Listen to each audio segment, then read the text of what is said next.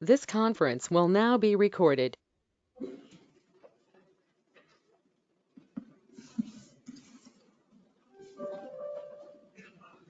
I got 6 o'clock. Call the meeting to order. We'll start with the Pledge of Allegiance. I pledge allegiance to the flag of the United States of America and to the republic for which it stands, one nation, under God, indivisible, with liberty and justice for all. You have one amendment to the council agenda up on the top. It has the wrong date. We need to change it from the 6th to the 20th. I'll move to adopt the agenda with that change. Any further discussions? All in favor? Aye. Opposed? Passes 5-0-0. Let's review the minutes from June 5th from the North Zumbro Sanitary Sewer District. Don't need a motion, just for information.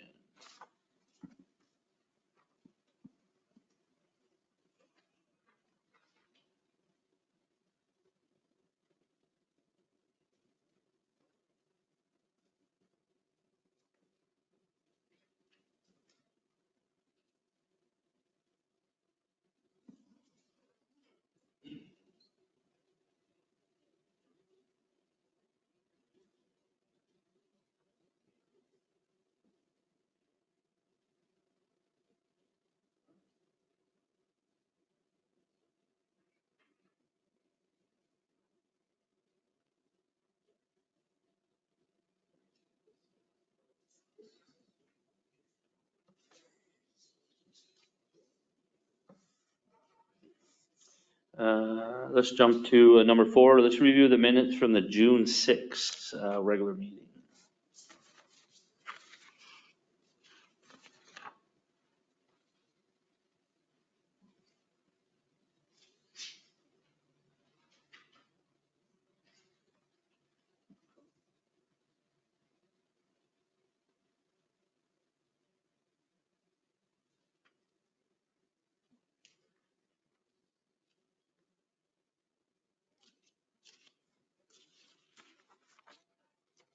I'll make a motion to approve the June 6th council meeting minutes as written.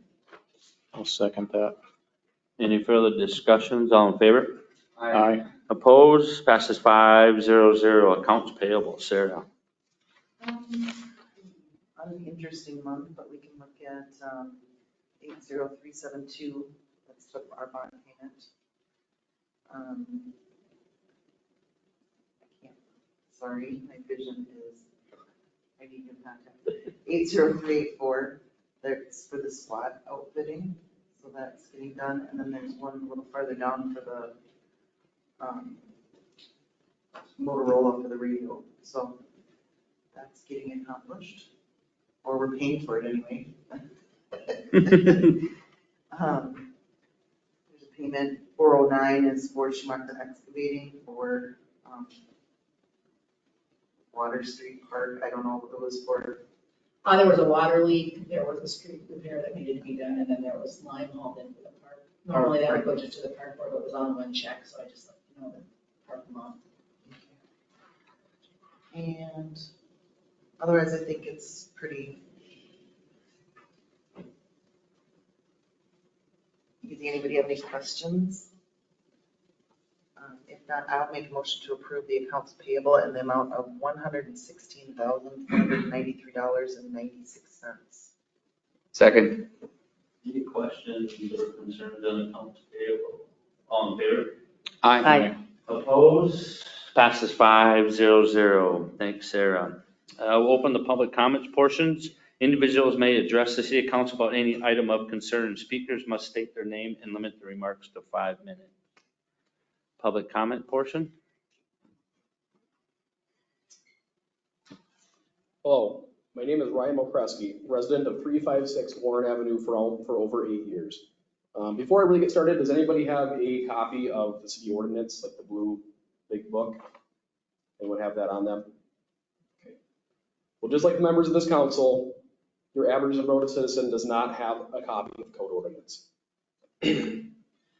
Those without a paper copy only have a 358-page, 5-year-old scanned PDF to scroll through aimlessly. The surrounding communities of Goodhue, Mazeppa, Pine Island, and Wanamingo all have indexed ordinances available on their website, and some are even searchable. Not having access to this makes understanding codes a frustrating experience for citizens, and I'm sure it makes altering and enforcing them a frustrating experience as well. Sorry. As well as being harder than needed to access for your average person, our core ordinances contain confusing information. Zumbrota City Code 93.35, which is not being changed, seeks to define what a weed is. It cites Minnesota Code 18.171, which was repealed in 1992 and has since been replaced with newer versions under a different number. So I don't know if I'm supposed to interpret that we use the newer version or not. I just can go by what's written in the code. It also states that, quote, useless and troublesome plants as defined by the general public shall be included as weeds. This leaves a lot of room for interpretation when we are seeking to remove room for interpretation. A neighbor of mine, actually, Tony, who owned Sarah's house formerly, defined a weed as any plant growing where you don't want it to grow. So by that definition, a beautiful rose bush growing too close to hostas could be a weed. That's probably an extreme example, but if I want lawn violets, clover, and dandelions to grow in my yard, and my neighbor views them as weeds, who is right? If I happen to view his turf grass as, quote, useless and troublesome, as a weed, again, who is right, me or my neighbor? It also cites 1982 Code 807.01, which from a conversation earlier today with the police chief, this has something to do with the authority and responsibilities of an officer. It's probably not an accurate quote. I was focused on other things, but in searching online, I was not able to find anything to do with this 1982 Code 807. I can't find it besides on our website. So I really don't know what that's doing in our grass ordinances. It also shows up in other parts of our ordinances too. So again, I don't know what it's doing there and what it's supposed to define, and I would like to be able to find that easily. So I see the current proposal for 93.36 and 93.37 removes previous language referring to 93.03, which deals with shade control measures. This is a good step towards clarity, as I was concerned that the proposed 72-hour proposal period would be tied to problem trees. In regards to the 72-hour removal period, I personally feel this is too short a time. This seems perfectly designed for someone to be out of town for just a few days too long, just to come back to a freshly mowed lawn and a bill from the city. My wife and I travel frequently, and even with a generally mowed lawn, it does not take that long for it to exceed the proposed 10-inch height. Especially with the rainfall and heat we've had lately, I would hate to be elderly, get caught in a heat wave, have my mower break down, or catch an illness for any period of time with these proposed changes. The 72-hour parking period also seems needlessly harsh, especially when tied to vehicles needed to move more than 100 feet to be considered moved. Many people did not have the needed 100 feet of space in front of their houses to move a vehicle, and they also might not have the needed driveway parking spaces. If I park my truck in front of my house every night after work, by the definitions presented in 73.03, it most certainly could be deemed as stationary, even though it drove to Pine Island and back. I estimate I only have about 80 feet worth of space that I can park in front of my house. I said I can park it back, and it's always going to be certainly under 100 feet. There's nothing I can do about that. And I would prefer not to park in front of my neighbor's house, because that's a nuisance to them. So in conclusion, I ask council members to be cautious with the proposed changes and think any unintended consequences all the way through. Also make sure any changes are readily available and easy to understand for your average person. We all live in a small town and don't need the added complexities, confusions, and restrictions of a much larger city. Thank you.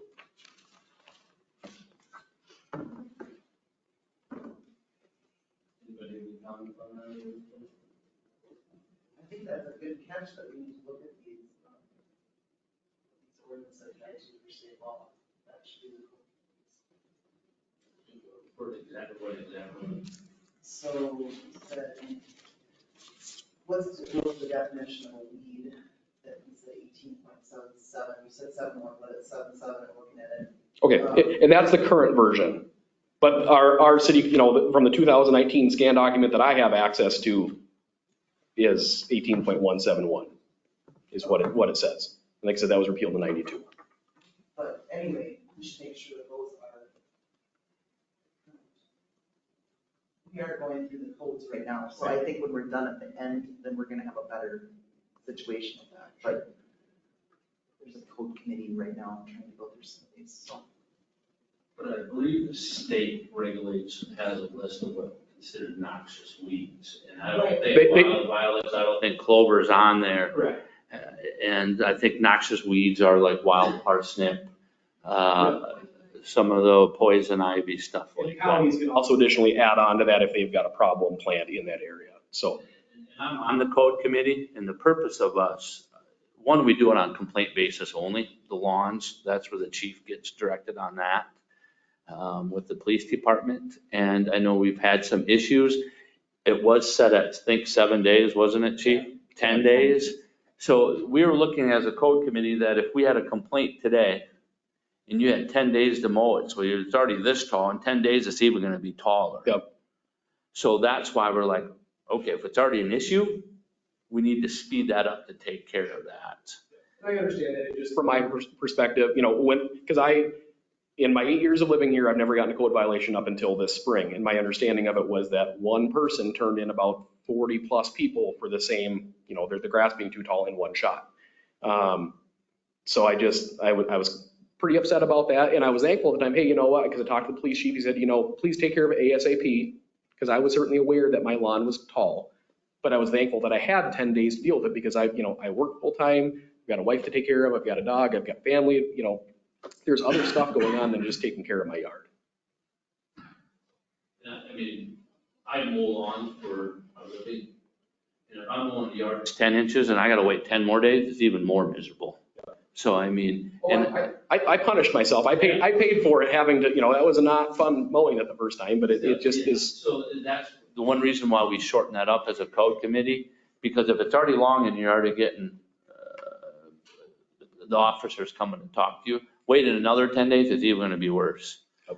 And don't think that they're gonna go, so say, you have the flu and you come out and talk to the chief, you're like, I've got the flu, I don't know when I'm gonna get to this.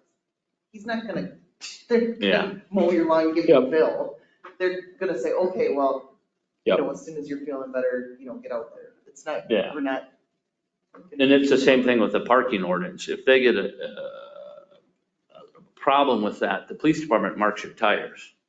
So if you drive to Pine Island and back and park in the same spot, 99.9%, that white mark is not going to be in the same spot. So the police department's going to know that it moved. So I don't believe that's how our ordinance reads. The ordinance reads that it needs to be moved more than 100 feet. And one of the things we No. talked No. about in the ordinance, it is in the listed 100 feet still, but that was one of the things we talked about at the committee of removing that. yeah, and Kevin's on the committee too, so that's why he's aware of that too. I suggested it's removed Yeah, because it's not reasonable. So what I'm saying here is the statute, let's make sure that's the right statute. Like every time you do one of these,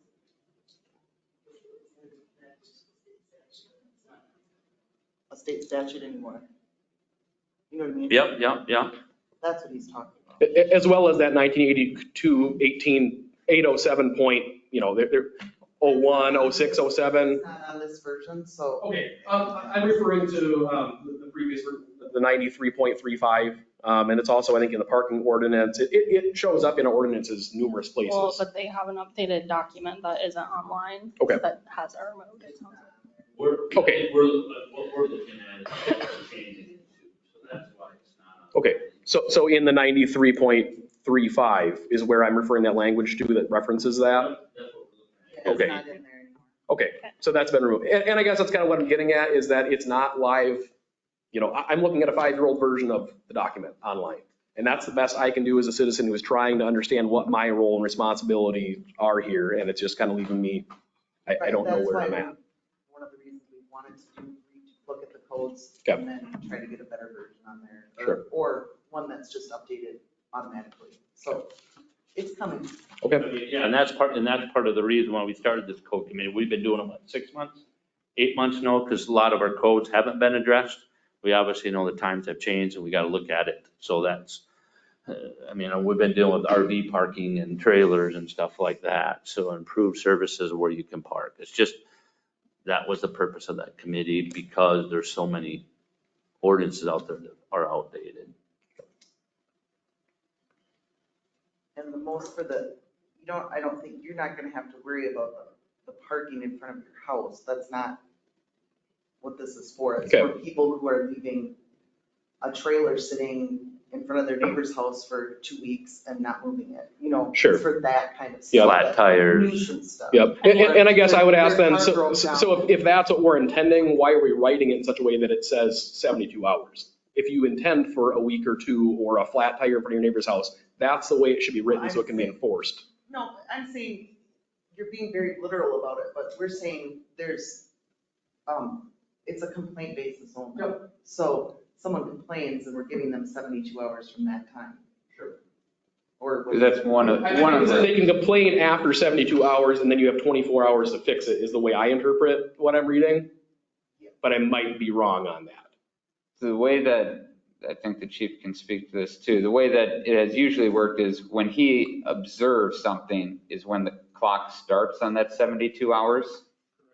Okay. Once you've made contact. Once Right. there's a complaint or clearly, if I'm dealing with something that no one called in, it's probably got flat tires or something like that that looks abandoned, or I'm taking a complaint. I'm gonna chalk those tires 3 days from now, then I'm gonna check it, and then it'll be in violation. Okay. The whole point of this is because when we get the complaints, they've already been there a week or two, 3, who Sure. knows? Because we're not necessarily, looking for those type of violations. So when we chalk it, it would give people 7 more days to deal with it. And the other thing is that our ordinances are certainly tried and tested. We're reviewing ordinances from other communities as to what they do.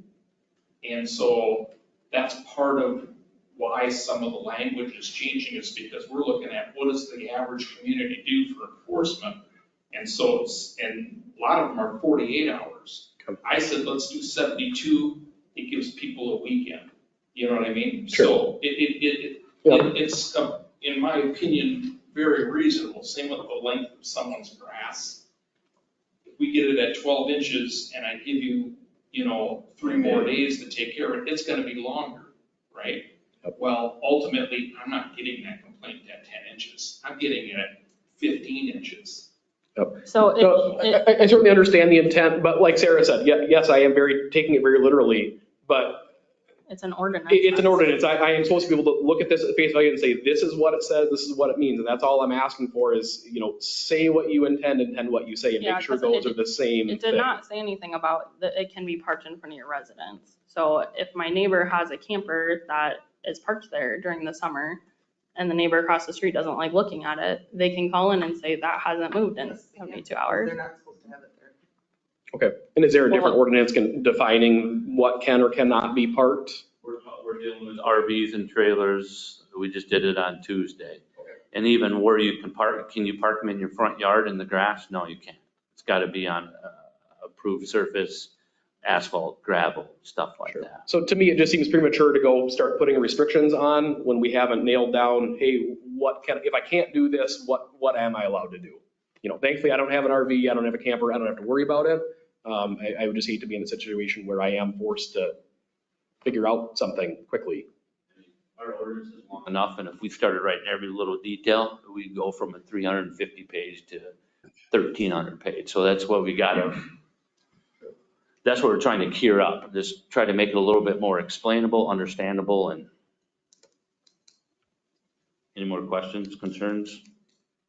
I will close the public portion comment. Comment as well. What was that? I have a public comment as well. Okay. My name is Laura Mokreski, and I've been a Zumbrota resident for over 8 years. I do not support the amendment to the weeds and grasses ordinance. I also do not support the amendment to the parking ordinance unless the language about the 100 feet is removed. While I do support No Mow May and the University of Minnesota B-Lab Slow Mow Summer, and find it unfortunate that the city of Zumbrota does not. Even putting that aside, I disagree with the proposed amendment. 72 hours after receiving notice of an ordinance violation is not a reasonable amount of time in which to ask a Zumbrota resident to correct the issue. What is someone to do if they are away for a long weekend, or we get Canadian wildfire smoke for days as we did last summer, or as we had earlier this week, it rains for 3 days straight? In these situations, all assume that the person is able-bodied enough to take care of the issue themselves, or financially able to hire someone to take care of the issue with such a short turnaround time. There are plenty of emergency situations in which this time would not be sufficient, whether the homeowner is ill or injured or dealing with a family emergency in another state. Zumbrota citizens dealing with a crisis of this kind should not be burdened with having to arrange lawn care remotely or pleading their case and sharing vulnerable or sensitive information with the city. The previous 10-day window is a much better time frame for those dealing with unexpected life events. I also could not find any precedent for giving only 72 hours of notice for a weeds and grasses ordinance violation. I looked up several local cities and they all gave days or business days in which to correct the issue. Pine Island gives 10 business days, Orinoco 7 business days, Red Wing 14 days, Faribault 5 business days, Stewartville 10 days, and Goodhue 7 business days. I don't understand what the motivation is for the 72-hour rule when it is not aligned with other communities in the area, which I know you guys said that you've been looking at what other communities do. Further, I find that the existing ordinance is poorly written and needs further editing and amendment. The current amendment changes section 93.37 from 10 days to 72 hours, but does not change language in section 93.38, so it remains saying 10 days. For its noxious weeds list, it references Minnesota statute 18.171, which was repealed in 1992, which we already discussed. It also makes no exceptions for Minnesota's new native landscaping statute, 4112.925 on native landscapes, which passed last year.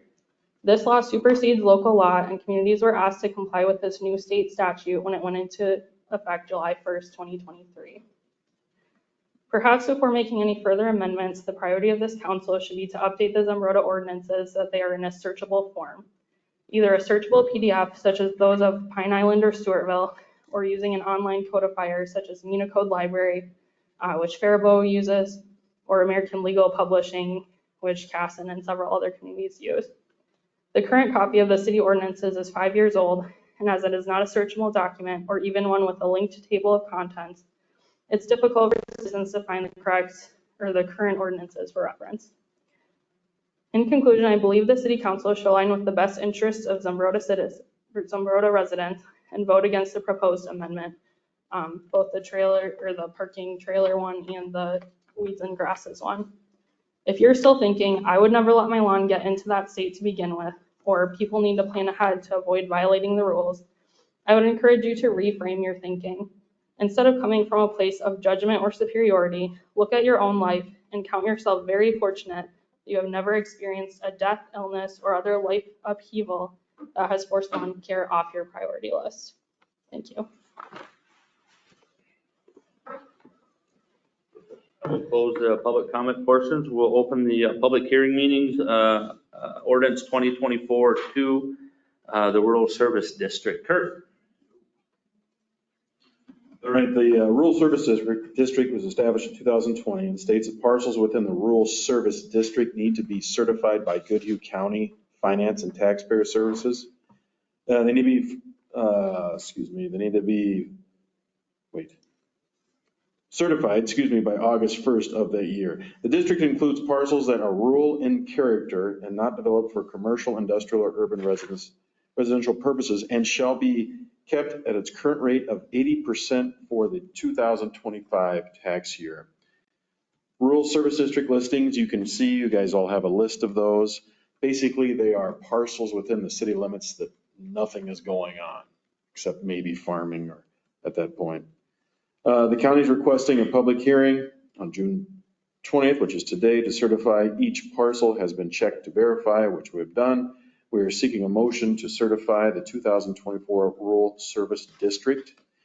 I will say that from last year, we did remove one parcel, which was Mrs. Brenda Luman's land. I know many of you are familiar with it because she's got all the solar panels on the west side of town, and that's considered commercial in nature.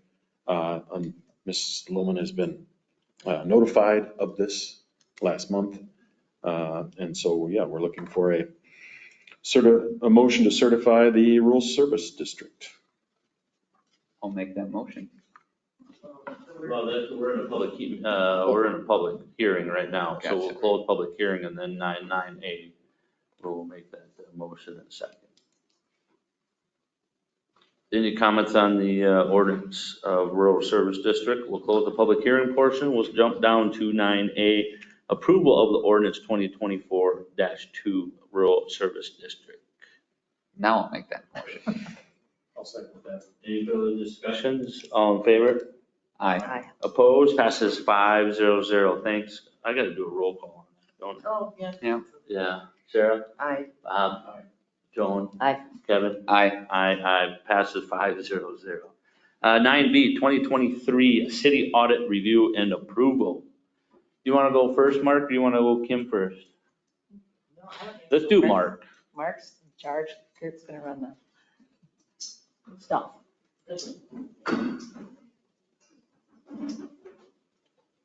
Okay, are you, Brian, are you gonna be able to hear me? Or do I need to hold one of those two dabs?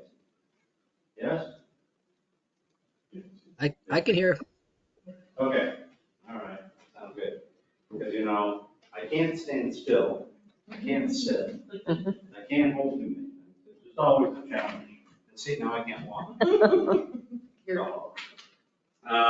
So, as you know, we've completed our 2023 audit of the financial statements for the city, which obviously involves quite a few different components. Good, go to the next slide. Please. Okay. As you know, we have the same team we've had over several years. Now Jennifer is actually now a EA, enrolled agent, which means she can practice in front of the IRS as well. She's not a CPA, which is a designation higher than an EA, but she does have additional. And I got to apologize if I don't speak through it. I got a new prosthetic because I'm missing a tooth. My wife says, get a flipper. So, but basically, and between the three of us, we've done this quite a few years. I've been in government auditing since about 1989. So obviously quite a few years old, and I've audited most everything. We've had some of those discussions. But in specific regards to the city, going to the next one, please. As you know, there's several phases to an audit. The audit is both a science and an art. And I'll say this every year because I think it's so critical. If I have an issue and the person can't look me in the eye, we're going to have a problem. I'm going to change my auditing method because that's just that's one of the art forms. If you continue, shifting away from me, it's like, okay, we have a problem. But then there's also the science part. We look at a variety of factors and look at the underlying documentation. In past years, I've quoted some of a variety of the issues that auditors have encountered. The fraud that everyone I've seen so far, my techniques would have, that I typically would have uncovered. Whether it's padding your horse barn with road construction invoices that are fake or whatever. But that's where it's basically in art and the science. And towards this, and staff is very helpful and do a great job performing the accounting function. Now, we did have some challenges this year, and Kim and I have talked about them. The new software has been a challenge. Some of the new activities with the poorly performing CDs and the interest forfeiture. And it's something we all worked out. It's not a problem, but I just wanted to praise you on that. Look like you have a question. No, just listening. You're finding it dynamic? Yes, you're very dynamic. You don't have to lie to Mark. I'm sorry? Nothing, just talking to Joan. So that's basically the essence. The clean opinion, which is the highest opinion I can get. You see how I can't stop walking? I do the same thing when I'm on the phone. I've got a regular path through my office. A clean opinion, which is the highest opinion I can give. Now, if it was other than a clean opinion, then you would have heard about it already. We would have talked about it quite a while ago. The financial statements are fairly presented in accordance with governmental auditing standards, governmental accounting standards, I should say. The basic financials are on a modified accrual basis. I mean, government is kind of wacky. I've never particularly cared for it, but they feel it's a useful document. The Governmental Accounting Standards Board, also known as GASB, has basically promulgated all these rules. And half of them, I want to say, why are you doing this? What is the actual advantage of it? But those are the standards that I applied for this, which are not nonprofit or for-profit standards. This is strictly for them. And in accordance with that, these financials are in what's called the GASB 34 format. And I don't even remember when GASB 34 was implemented. Before GASB 34, we didn't have the very top level financial, which is called the government-wide financials, which takes the modified accrual to a full accrual standards. But but that's the format we use. Okay, we can go to the next one. So, and you know this, we've talked about this before. I'm not going to spend a great deal of time, but obviously an audit is not just what you see tonight. We've spent since April working on the audit. Whether it's looking at the accounting system. Obviously, as I said, we have a new accounting system and we spent some time with that. One of the advantages of the new accounting system is that you can track fixed assets. That can be a huge benefit, especially if you're looking at, okay, we need a timetable. This is going to last us 2 years, this is going to last us 4 years, and so forth. So then you can actually plan and show internally, not necessarily on the main financials, how long is this equipment going to last? When is it going to die? And you can decide, well, this is the residual value. After 4 years, this is what's left. Okay, fine. At that point in time, we'll retire it, sell it. This is what we expect to get. Those are typically some of the advantages of a fixed asset system. Tim now has this in our system. We look at cash investments and we talk to the banks and so forth. We look at the receivables, property, equipment, and so forth and so on. So we do a variety of things to do that. Go ahead and go to the next one. And if you have questions, please stop me. So basically, as I mentioned earlier, financials are actually shown in two formats. The modified accrual, which is prior to GASB 34, is basically, just the funds, each of your funds, and it's done on a modified accrual. Now we use the government-wide financial statements, which, as I said, shows fixed assets depreciation, and so forth and so on.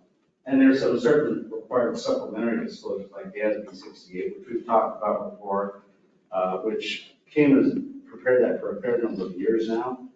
And that is basically your estimated liability for the pension. Which, once again, this is one of those items that I disagree with, because if you've got a problem with your pension, that means the state of Minnesota went down, then we all got bigger things like trying to eat. So, but that's the rules of that we do. Okay, go to the next one, please. This is basically the balance sheet of what's called in the for-profit. On a for-profit entity, for this entity, it's basically the basic fund financials on a modified accrual basis. This is what would typically be called the balance sheet or the statement of financial position in the nonprofit and governmental world. And this shows where we're at. Now, the particular thing we're looking at right now is called the major funds, or what we like to have as major funds, which are a certain criteria, and you can elect to do it. It's a rather complicated process determining, what exactly is a major fund. But this is what this looks like. What do we see from this? What we see from this is that basically, I'm going to pay close to see right back here. And I'm going to put my glasses on now. Let's see it. Okay, I think I'm ready now. So basically, you can see that your overall cash position is a little over 6 million, okay? Which obviously is good. It's better than some entities I see, but it's always something to be aware of. And then you've got the liabilities, which is what you owe. Well, first of all, the balance sheet, the assets, is what you have. Liabilities is who you owe. Fund balance is what's left over. Some of it's spendable, some of it isn't, but that's the general purpose of this part of financial. And these are all major funds, which once again mean they fit a criteria, which if you really want to know the criteria, we go through that. It's not a fun process. Now, when we look at the revenue side of things, which I didn't print out for you here, the key thing is going to be where's money coming from? Your number one source of funds is intergovernmental, which is 3.6 million. Okay. Number two is property taxes, 2.5 million. So that means you're getting more money from the government and other governmental units and grants and so forth than you are from, through property taxes, which is good. We'll talk more about this a little bit later. Your biggest expenditure is public works at 3.8 million. Okay, so you're spending the money on fixing the city, which is actually super important because, and when we get to the per capita page, you'll see that that's not true with all cities. And then that in turn, we can identify and it shows that they're going to have major problems. And public safety is your next at 1.2 million. So there's where your money is coming in and going out. Comments so far? Okay, go ahead and go to the next one, please. This is actually, and I've said this before, this is one of my favorites, and I can always provide this on a hard copy with you. What this is all extracted from the state auditor reports. Okay, so this is, from the financials that I'll be submitting to the state auditor. All this information is extracted from that. And this is the reason I care about that. Because if I see capital outlay as a decrease or a negative, okay, as in good view, this is a comparison from the prior year. And this is 2022 information. Now, in my highly technical world here, because it doesn't work on TV, the little pointer thing. So you can see here that Goodhue has a $561 per person decrease in their capital outlay. Yours increased, okay? But then we look at what Goodhue has for debt service. So what does that tell me? That tells me that they have a lot of debt to the point where they can't fix anything. Okay? And that's where this information is so important. If we look at this, Pine Island had a decrease of $405 per person, yet their debt service is $564 per person. Once again, this is all direct from the state auditor reports. So that's really interesting to me. And this is what leads me to believe. So Pine Island is not spending any money because they've got a huge amount of capital outlay, which means they're not spending the money on public works that they really should to maintain the city, which once again is why it's so good. So you guys, the council, are really doing great with debt service of $16 per person, and this is a change once again from prior years, and the capital outlay of $214. Okay, so this, in my opinion, is one of the more powerful statements we can use. Thoughts on this? And I can get you the other like that if you want. It's always. We knew we were doing a good job. We knew we Well, were doing a good it's job. really important because you look at Cannon Falls debt decrease, and have some. The one that really struck me is Goodhue and Pine Island have a decrease in capital outlay per person and a rather large debt burden per person. Pine Island, $564 per person. That's not good. As I said, that speaks to me of not doing the annual repair work that really should be. Okay, go to the next one. There you go. I haven't got the financials finished up yet. Still working through some things. You will get a segregation of duties letter. That says, and you will continue to get that, okay? Because what that says is, hey, You have issues with segregation of duties, and you're going to, because you can't staff enough people to really eliminate that risk at this point. How do you help with that? Looking through the accounts payable, questioning them, talking to them, making sure you have adequate controls in place. Hey, if the public works person doesn't improve it, I ain't gonna pay it. Okay? And correspondingly, of equal importance is, what's your budget to actual? The public works budget is over budget because we had so many water breaks or whatever. Fire hydrants and so forth. So those are some of the components you can do. And question, why is this? Why is this? Why is this? So that they can look at that. And you also have the governance letter. The governance letter says, that would be if Kim and I had a fight. But we all know I would win. No, I know. I'm a safe distance away right now. But what a governance letter says is, I didn't have any disagreements with anybody. And that does happen. If someone really disagreed with me and I really thought it was, material, you guys begin to say, hey, they're picking on me, which means I can't do the job I need. And that's not a problem here. Now, one of the things one of the concepts I use through auditing is materiality. If I see a small, as I said, auditing is an art and science. If cash is off, we're going to talk about it, and we're going to resolve the issue. If prepaid insurance is off, that's typically not a problem unless it's a huge, huge variance. So, and that's where materiality comes into play. I look at both qualitative and quantitative factors when I'm auditing to make my determination of how big a problem is this. And go to the next one. Questions?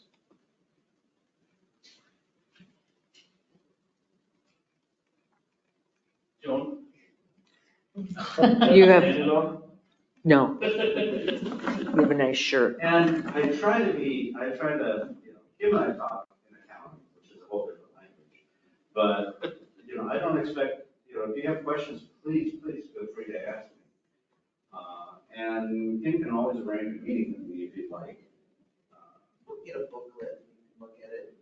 Yeah, you'll get the booklet. And I know I try to talk to new council members, just kind of go over stuff to make sure, why am I doing this? What is an audit consist of, as well as some other factors I look at as well. All right. And thank you. I really appreciate working with you folks. Thanks, Mark. All right. Thanks. Thank you. Questions? Can I just make a comment? Sure. I just wanted to assure council that Mark leaves no stone unturned. Kim and Miranda can attest to that. He does a nice job. He digs into everything. They answer a ton of questions. We have a time when him as well. So appreciate all your hard work on that, Mark. Absolutely. All right. Thanks, Mark. Thank you. Thanks, Mark. Perfect. We just need a motion to approve the audit of 2023. So moved. Second. Any further discussions? All in favor? Aye. Opposed? Passes 5-0-0. Thanks again, Mark. We'll Thank see you. you probably in April again next year. Let's hope it takes a little bit slower to get here. 9C ordinance 2024-03, amending the weeds and grass ordinance. Brian. All right.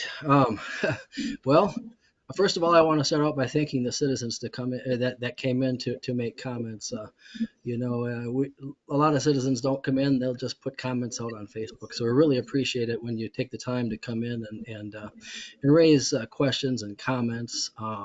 Very valid things for us to consider. One thing that has become pretty obvious to us when we put this code committee together. There's a lot of things in it. There's a lot of different opinions. There's a lot of different precedent out there. But I want everybody to know that when we propose these changes, they're very well vetted. We've looked at a lot of things. And I want to use some examples that the citizens used. 10 days, yeah, it's absolutely right. Pine Island, Stewartville, Wanamingo, they're all 10 days, but their height is 6 inches. We chose to go with 10 inches and 3 days. Now, if it would be better to go 6 inches and 10 days, that's something that we should take a look at. Maybe that's more palatable. That's more in line with the other communities. Minneapolis, big city. I think that comment was made too. Let's not, try and emulate the big cities, but that's right. It's 3 days and 8 inches in Minneapolis. So state statute is actually 8 inches. I believe that's the new one. So, we did think through all this stuff, and we did do research. And at this point, maybe it'd be wise for council to hold off, and we can continue to take a look and look at some more of the issues that the citizens raised with the weeds and grasses. But I'm open for whatever council wants to do with this at this point. I'd be okay with taking a look at it again. Well, I just want to make sure the statutes are correct, because Yeah. that's a really good point brought up. Let's make sure they're the correct ones, and that they're not going against what the statute is. Agreed. And Matt has been helping out all day here. I think this was about the third revision today on this thing, trying to button all those things up. So yeah, I think holding off on it and taking a closer look at that for this one would be advisable. You need a motion to put it in review or just? No, we'll just not vote on it, and we'll just set it aside, and the code committee will look at it again, just with the definitions and stuff like that, so. Perfect, thanks, Brian. 9D, ordinance 2024-04, amending the limit time parking ordinance. Brian, you want that one again? Sure. Yeah, 72 hours. We had a lot of discussion on this too. And we are going to use the same wording in the RV ordinance. So it really does apply to any vehicle parked in the road for 72 hours or more. And then you get the 24 hours to move it. I think right now, are we, Pat, help me out, 7 days? And then another 7 days or 10 days to move it? It was 7 and 7. 7 and 7, yeah. So, we get quite a few complaints on a lot of campers and roads that move, twice a summer. And then exactly right. I was trying to think earlier today what else we were talking about revising. We had our code meeting on Tuesday, and I knew there was something else we wanted to revise within this parking ordinance proposal, and that is, letter D, enforcement, the 100 feet. In talking with Pat, we were going to want to put in there, any vehicle reasonably moved shall be deemed to have met the intent of the ordinance. Kind of open-ended, kind of open to interpretation, of course, but like Pat explained, or Chief Callahan explained, they'll go out and chalk the tires upon a complaint, and if that vehicle moved, they won't be chalking the tires anymore. So the 100 feet becomes kind of moot. And it's hard to move a vehicle 100 feet and still be anywhere near your house in a lot of areas. So that was another change in there. So very valid comments by the citizens there too on that. I'm a little more comfortable with the limited time parking with the time frames and the wording in here, as opposed to the grass one. But again, if council wishes us to take a little closer look at anything that was said tonight, certainly willing to do so. Otherwise, if you feel comfortable moving forward, we'll go with that. Again, I'm not, because I want to make sure these codes are right. Okay. Let's brought out in here, let's make sure they're correct. And then, so when we're able to search for them and they can be connected to the right statute, I would hope. Yep, I think that's, yeah, absolutely. Let's make sure we've got it all buttoned up and all correct before we move forward. Any comments, council? We'll look at that and move forward. Yeah. Thanks, Brian. 9E, new cannabis license application. Quick Trip, I guess, is just basically, I think they're selling the drinks more than they are THC stuff, correct, Brian? Yep, that's my understanding is the drinks. What?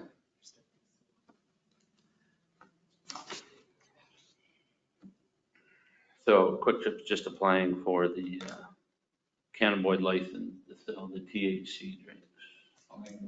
Approve that license. Is that both, the license includes both? So if they wanted to sell the gummies or whatever, that would also be included?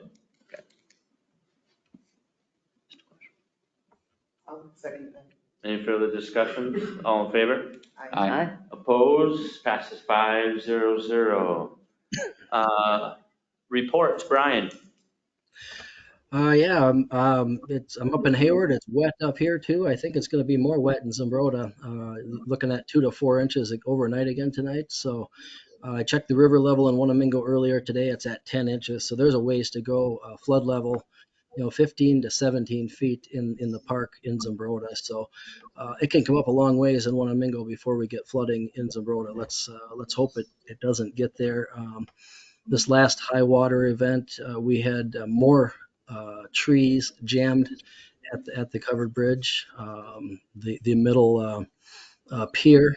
We're going to look at what we can do to mitigate that, because the last 2 high water events, we've gotten just an incredible amount of stuff, restricting even, one whole half of the flow was restricted with the flood, and then this last one was headed that direction just a couple days ago. So we'll keep an eye on that, and hopefully we can handle 2 to 4 inches of rain in Zumbrota as long as it's not north of Kenyon or Faribault in that area, and then it all comes down to us. So we'll hope that turns out okay.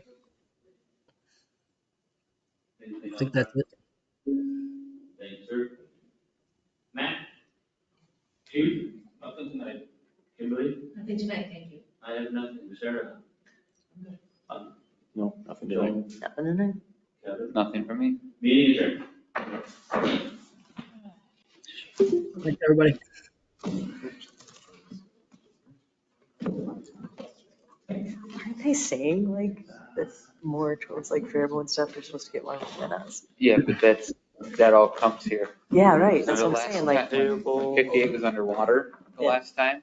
That was all in Faribault and Waseca, and it came and here. it all Yeah, flowed it down flows down here, this way. covered 50 feet southbound. And Yeah, I mean, when I saw it tonight, they were like, it's not us, like he's saying, we're gonna get a couple, but if we get tons of water here, it mostly affects swollen rivers downstream yeah, of us. from But us. it's when everything goes into Come from up there. Waseca and Faribault area, that really affects us. the rain has just been insane.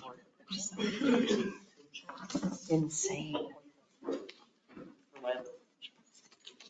Thank you guys for coming. I appreciate that. Don't they have to show that insurance? Okay. That's, I was questioning. What I questioned that at the beginning. Back. Because I don't want to say a whole lot about it because it affects the business. But yeah, you're supposed to have liability insurance, I'm sure. I don't know exactly. We'd have to ask Brandon. But I do for the liquor, I have to have a certificate. But I don't know how anybody is paying for that amount of insurance. They don't have it. Shot doesn't have it, and they're selling it. They're like wholesalers. Pretty sure that wasn't part of the thing. They don't have to show insurance. It's just. So my question, obviously you can get impaired, but usually the people that are using it have previously done it. I'm not gonna take it usually for my liabilities. What if there's somebody that just wants to try it and they had a whole bunch to drink And and then then they they dry drink it, that and then- and then, yeah. And I was under the impression when they applied for the license, they had turned in their liability like you. They don't have, there's no liability insurance